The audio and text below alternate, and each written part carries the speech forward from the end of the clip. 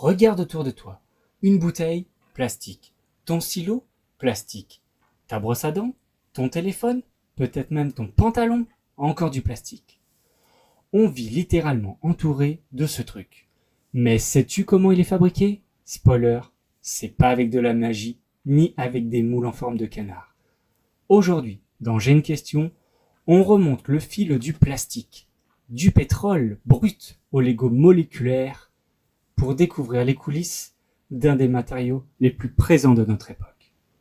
Accroche-toi, tu vas voir, c'est un vrai feuilleton chimique digne de Netflix, version industrielle. Let's go!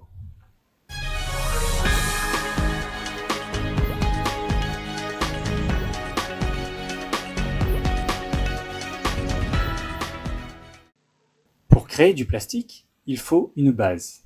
Et surprise, ou pas, c'est du pétrole brut. Oui, le même que celui qui fait rouler ta voiture. Et parfois, on y ajoute un soupçon de gaz naturel, histoire d'assaisonner.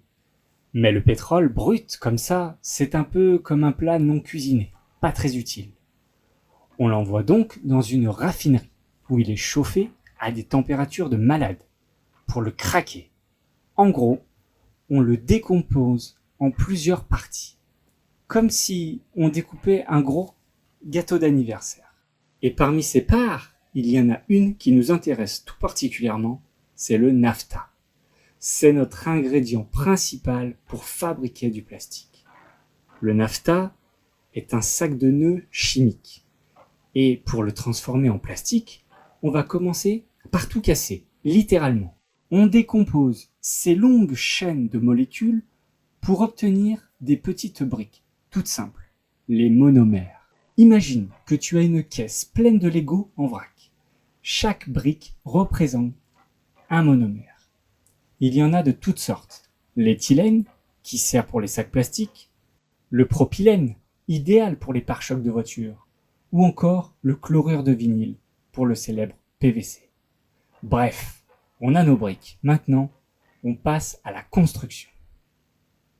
C'est là que la vraie magie opère, la polymérisation. Ce mot un peu barbare décrit simplement l'assemblage de nos briques Lego chimiques en longue chaîne. Des monomères, plus des monomères, plus des monomères, égale un polymère. Imagine un collier de perles, mais avec des réactions chimiques bien réglées.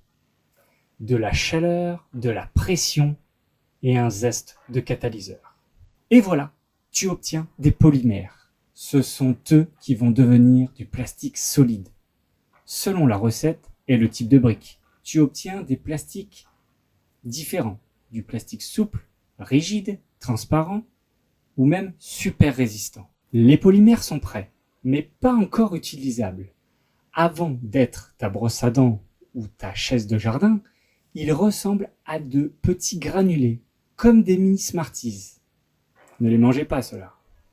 Ces granulés partent ensuite dans des usines où ils sont chauffés, fondus et moulés selon les différentes techniques. Voyons ces techniques. Tout d'abord, il y a le moulage par injection. On crée des formes complexes, comme des jouets.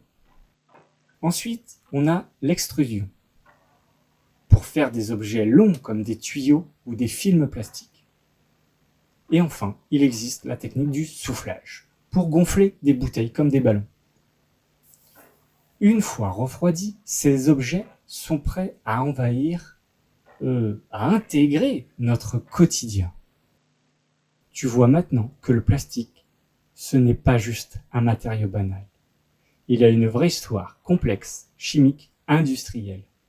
De la goutte de pétrole jusqu'à ton Tupperware, il a traversé tout un parcours. Comprendre comment il est fabriqué, c'est aussi une façon de mieux l'utiliser. Et surtout, de mieux le recycler. Alors, la prochaine fois que tu tiens un objet en plastique, pense au pétrole, au naphta, au monomère et à toutes ces Lego invisibles. Si cette vidéo t'a fait dire « Ah ouais, quand même !» n'hésite pas à cliquer sur le pouce bleu, à t'abonner à la chaîne et à nous dire en commentaire quelle grande question tu veux qu'on décortique dans la prochaine vidéo. Merci d'avoir regardé et à très vite pour une nouvelle exploration. Ciao!